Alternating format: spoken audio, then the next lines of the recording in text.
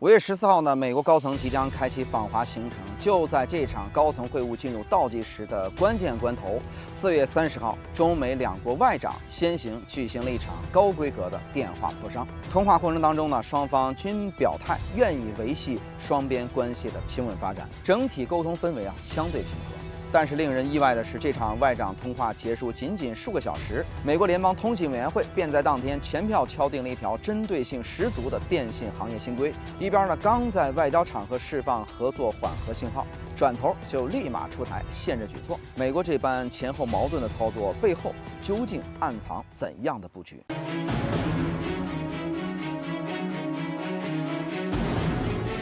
大家好，我是谢飞，欢迎来到今天的谢飞观察。这是在假期的时候特别悠闲的在这个户外给大家来录这期节目。这也是我们刚刚收到的消息。先梳理一下此次外长通话的核心内容在4月30号呢，中美外长呢完成通话沟通中方立场应该说是清晰坚定，强调呢这个元首外交呢是稳住中美关系的核心基石，双方呢应当稳妥的推进高层会面的一个相关的筹备工作。那么在拓展合作领域的同时，理性管控彼此存在的一个分歧美方也是做出了这个积极的回应，承认中美关系是全球应该说是这个影响力最大的双边关系这个承诺呢会保持常态化的沟通妥善的化解矛盾分歧，为即将到来的这种高层的会晤来夯实基础积累共识。那从双方的这个表态，我们应该是不难看出此次的通话就是为了5月中旬美方的访华做外交的铺垫，那也被外界视为中美高层会面前夕的一个关键的预热。那么然而呢，就在这个通话的同一天，美国的 FCC 也就是我们说的这个美国联邦通信委员会，以3-0的全票表决结果，推出了2项专门针对中国电信领域的一个提案。那其一呢，就是计划全面的禁止中国境内实验室为销往美国的电子设备提供合规的检测认证，覆盖像什么智能手机、电脑、监控摄像头等主流的消费电子产品几乎囊括了全品类的民用的电子设备。那据 FCC 自身公布的数据呢，目前全球约75%的电子产品的这个合规检测业务，那都由中国实验室来承接。你看这一数据就足以体现中国在全球电子检测领域的一个核心地位。那其二呢，就是你叫停国内3大这个电信运营商在美国的数据中心的运营的业务，甚至不排除强制切断美国的电信企业与美方所谓的这个覆盖清单内的中企的网络联通的渠道。那目前呢，这2项的这个提案已经进入到公众意见征集环节，同时呢，设置了2年的政策缓冲的一个过渡期。事实上这早已经不是这个美国 FCC 首次针对中国企业设限了。那么早从这个2019年起，美方呢就驳回了中国移动的美国运营资质的申请。2021年呢到2022年间呢，又接连撤销了中国联通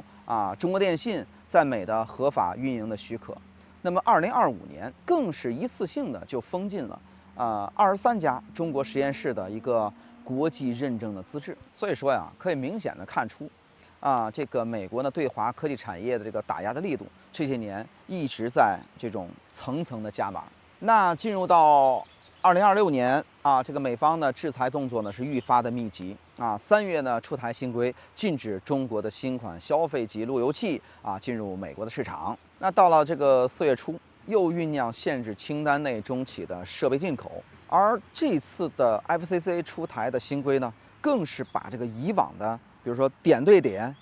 单独针对个别企业这个打压的模式，一下子就升级为涵盖整条的这个电信产业链的一个全面的封锁。电信产业我们说是数字信息时代的一个核心的命脉。那如今呢，美国正在从这个硬件的设备、运营的服务到检测认证、网络联通，你看是吧？各个环节层层布局，试图搭建一张全方位围堵中国电信企业的一个封锁网。那我们说一旦这套新规正式落地，带来的行业冲击不容小觑。今后中国本土的实验室出具的这个检测认证，是吧？将不再被美国官方认可了。那这意味着什么呢？意味着国内电子企业那想要产品进入美国市场，只能辗转前往美国本土，或者是其他被美方认定为可信的这个第三方的国家实验室重新检测、认证。那这无疑会大幅的增加企业的这个物流的运输，是吧？时间周期和合规的审核成本。那即便的部分企业提前做好了海外布局，那也很难完全的抵消政策变动带来的这种经营的压力。所以呢，最后从这个长远上来看美国市场呢正对中国硬件厂商逐步的关上大门。而对消费电子这个品牌来说呢，那么这个认证流程拉长、成本上涨，也会直接削弱产品这种国际市场的竞争力。我们要知道贸易制裁从来都没有单方面的赢家。美方心里边说实话门儿清，他十分清楚全球近70%的电子产品检测依赖中国的实验室。那这是数十年全球化产业这个分工形成的一种既定格局。那强行割裂产业链切断合作的关联，美国的本土企业同样要付出代价。你看，检测效率大幅下滑，新品上市周期被迫延后，那行业整体运营成本随之增加。这也是这个 FCC 特意设置2年的过渡期走公众意见征求流程的一个真实的原因。一方面，给美国本土相关产业留出一个调整的、适应重构供应链的这么一个缓冲的时间。那另一方面呢，也为后续的中美外交谈判预留一个周旋的空间，方便根据局势灵活调整这个制裁的尺度。面对美方的突然的出手，那中方呢迅速的做出回应。在5月1号，也就是我们的劳动节的假期的第一天，我国的商务部的发言人直接点名指出 ，FCC 的新规存在着4大问题就是违背技术中立基本原则随意扩大国家安全概念的适用范围，对中国企业以及合作贸易伙伴采取这种歧视性的政策，同时严重的破坏中美经贸关系来之不易的稳定局面。中方此番表态，一方面摆明事实，划清责任，让美国的本土相关产业和商界看清，谁才是破坏双边合作秩序的始作俑者。另一方面呢，也为这个后续中方出台对等反制措施埋下一个伏笔。就是凭借我国在这个稀土深加工关键战略矿产等领域的一个垄断的优势，那倘若中方启动这种对等反制，美国相关产业将要承受的压力那只会是更大。眼下呢，距离5月14号的美方高层访华呢已经不足2周了美方呢偏偏选择在这个敏感的时间点出台一个限制性的新规，用意